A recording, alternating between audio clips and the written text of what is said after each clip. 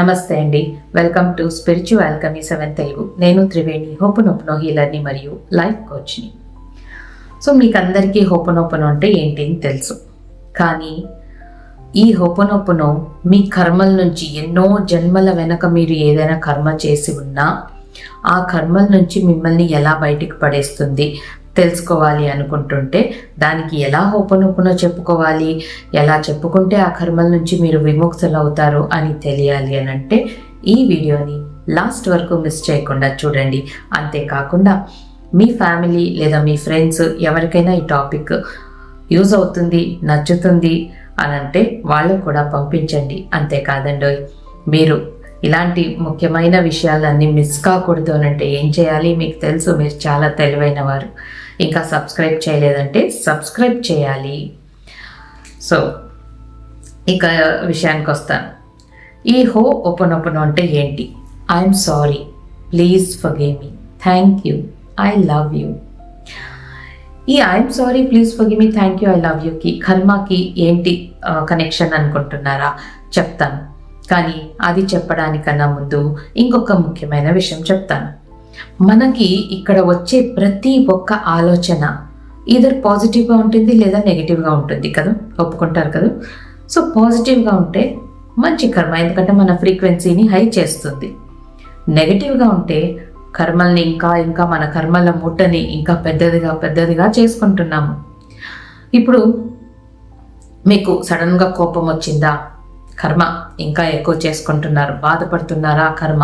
ఇలా ప్రతి ఒక్క నెగిటివ్ ఎమోషన్ కూడా ఒక కర్మ.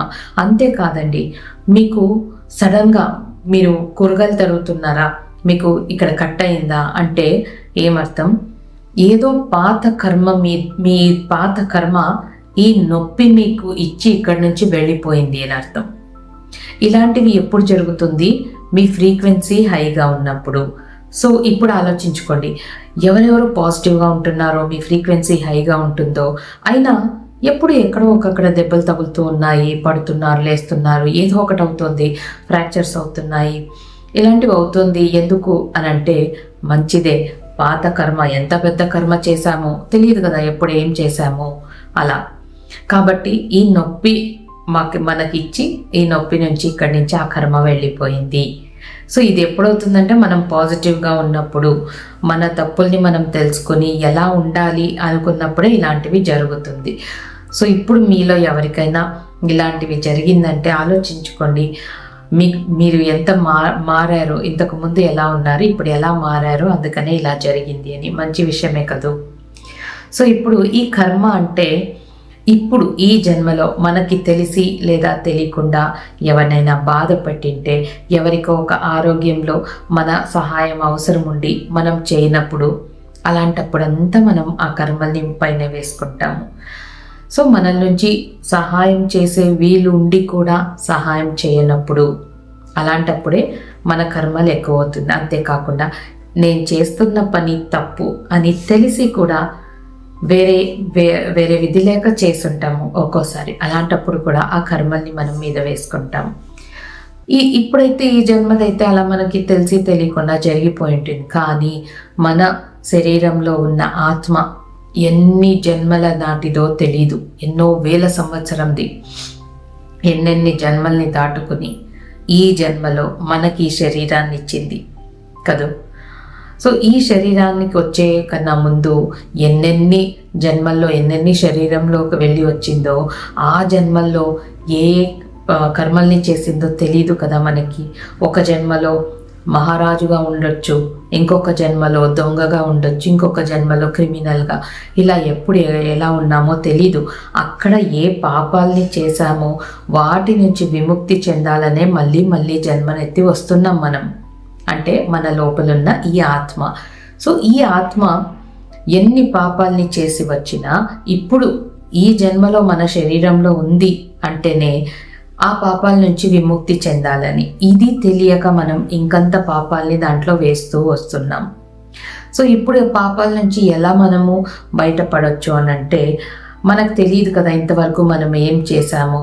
కాబట్టి ఇప్పటి నుంచి అందరి గురించి మంచిగా ఆలోచిస్తూ, సాటి మనుషులు ఎవరైనా మన ఇంట్లో వాళ్ళైనా, బయట వాళ్ళైనా, పని వాళ్ళైనా, కూలి వాళ్ళైనా, ఎవరైనా వాళ్ళకి ఇవ్వాల్సిన మర్యాద వాళ్ళకిచ్చి వాళ్ళతో ప్రేమతో అందరినీ దీవిస్తూ, అందరికీ మనలోంచి ప్రేమ అనే వైబ్రేషన్ని పంపిస్తూ, ఎవరెవరు మిమ్మల్ని బాధ పెట్టారో వాళ్ళంతా క్షమిస్తూ, ఇలా సాటి మనుషులతో బిహేవ్ చేస్తూ, ఎప్పుడెప్పుడు మీకు చాలా ఆనందంగా ఉందో అప్పుడు ఎవరికో ఒకరికి సహాయం చేస్తూ, ఎవరు రోడ్లో వెళ్తున్నారా, మీరు ఎవరు చిన్న పాపను చూసారా, చలికి వణికిపోతుంది, సరిగా బట్టలు లేదు, ఒక స్వెటర్ కొనివ్వండి. మన లైఫ్లో ఎంతెంతో డబ్బులు వేస్ట్ అయిపోతూ ఉంటుంది. ఆ ఒక్క బట్టలు, స్వెటరు, తినడానికి ఏదైనా అలా హెల్ప్ చేసినప్పుడు ఎంతెంత పాపాల నుంచి మనం విముక్తి చెందుతామో తెలుసా? సో ఇప్పుడు హోపోనోపోనోకి దీనికి ఎలా రిలేటెడ్ అని అంటే, ఇప్పుడు హోపోనోపోనో అంటే ఐఎమ్ సారీ అంటే నన్ను క్షమించు. ఈ ఐఎమ్ సారీ అనేది ఎప్పుడు చెప్తాం? మనం ఇలా వెళ్తూ ఉంటాం, మన పక్కన ఎవరో ఉంటారు, మనం తెలియకుండా వాళ్ళ కాలు తొక్కేసామనుకోండి, ఏం చేస్తాం? ఇమీడియట్గా అయ్యో సారీ అండి, చూసుకోలేదు, ఐఎమ్ సారీ అంటాం కదా. నిజంగా మనసులోంచి వస్తుంది మనకు ఆ సారీ, ఊరికే నోట్లోంచి రాదు సారీ అనేది. ఐఎమ్ సారీ అంటామా? లేదు కదా. ఐఎమ్ సారీ అండి, చూసుకోలేదు, నొప్పి అయిందా, చాలా తగిలిందా, బాధేసిందా అని అడుగుతాం. అప్పుడు వాళ్ళు కూడా పర్లేదు, మీరు చూసుకోలేదు కదా అంటారు. వాళ్ళకి నొప్పి ఉంటే కూడా పర్లేదు అంటారు. అదే మనము వాళ్ళ కాళ్ళు తొక్కి వాళ్ళకి సారీ కూడా చెప్పకుండా సైలెంట్గా వెళ్ళిపోయామనుకోండి, వెనక నుంచి వాళ్ళు ఏమనుకుంటారు? మనల్ని చూసి తిట్టుకుంటారు. చూడు ఎంత అహంకారం, నా కళ్ళు నెత్తిని పెట్టుకొని నడుస్తున్నారా, నా కాళ్ళు తొక్కేసి వెళ్ళారు, ఎంత నొప్పిగా ఉంది, వాళ్ళు పాడుగాను అని కొందరైతే తిట్టుకుంటారు, శాపాలు పెడతారు. అప్పుడు ఏమవుతుంది? ఒక పక్క వాళ్ళ శాపాలు, వాళ్ళ నుంచి వస్తున్న ఆ నెగటివ్ ఎమోషన్ మనకు తగులుతుంది, ఆ వైబ్రేషన్ని మనకి ఇస్తున్నారు. ఇంకొక పక్క మనం ఆ తొక్కి సారీ కూడా చెప్పలేదు అన్నప్పుడే వాళ్ళ నుంచి మనకు ఆ నెగటివ్ ఎమోషన్ పాస్ అవుతుంది కదా. సో సారీ చెప్పడం వల్ల ఏమవుతుంది? మన లోపల నుంచి వస్తుంది సారీ అనేది. అప్పుడు క్షమాపణ అనే వైబ్రేషన్ని మనం రిలీజ్ చేసినప్పుడు ఎదుటి మనిషి ఎవరైనా ఆ క్షమాపణ అనేది వాళ్ళకి, ఆ వైబ్రేషన్ వాళ్ళకి తగులుతుంది కాబట్టి వాళ్ళలో పర్వాలేదు, ఇట్స్ ఓకే అనే ఆ ఒక వైబ్రేషన్ వస్తుంది, మనల్ని క్షమిస్తున్నారు ఆ వైబ్రేషన్ వస్తుంది. సో ఐఎమ్ సారీ అనేది చాలా ముఖ్యం. ఎప్పుడు మన తప్పు చేసినా చేయకపోయినా దాని బాధ్యతని మన మీద వేసుకొని మనం ఐఎమ్ సారీ, ప్లీజ్ ఫర్గివ్ మీ, దయచేసి నన్ను క్షమించు అని ఇంకా డీప్గా అడిగినప్పుడు మన కర్మల నుంచి అక్కడే సగం బయటకు వచ్చేసాం.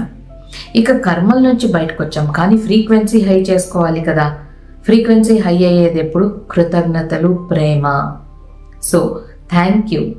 ఈ థ్యాంక్ యూ అనే ఒక చిన్న విషయం, ఒక చిన్న పదం, దాని నుంచి ఎదుటి మనిషికి ఎంత సంతోషాన్ని ఇస్తుంది కదా.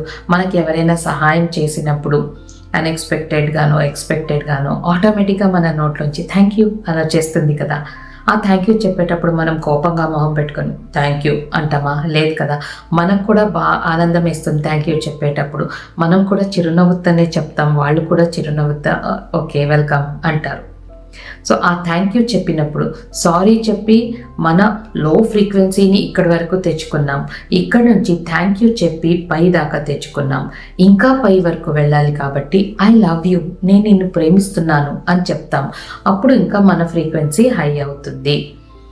సో దీనికి ఈ విషయానికి ఆ విషయానికి అని కాకుండా జస్ట్ జనరల్గా మన ఆత్మ అంటే మన ఇన్నర్ చైల్డ్ ఏ జన్మల నుంచి ఏ ఎమోషన్స్ని తెచ్చుకుందో, ఏ పాప కర్మల్ని తెచ్చుకుందో దాన్ని క్లెన్స్ చేసే బాధ్యత మన మీద ఉంది. ఎందుకంటే ఈ జన్మలో ఆ ఆత్మ మన శరీరంలో ఉంది కదా.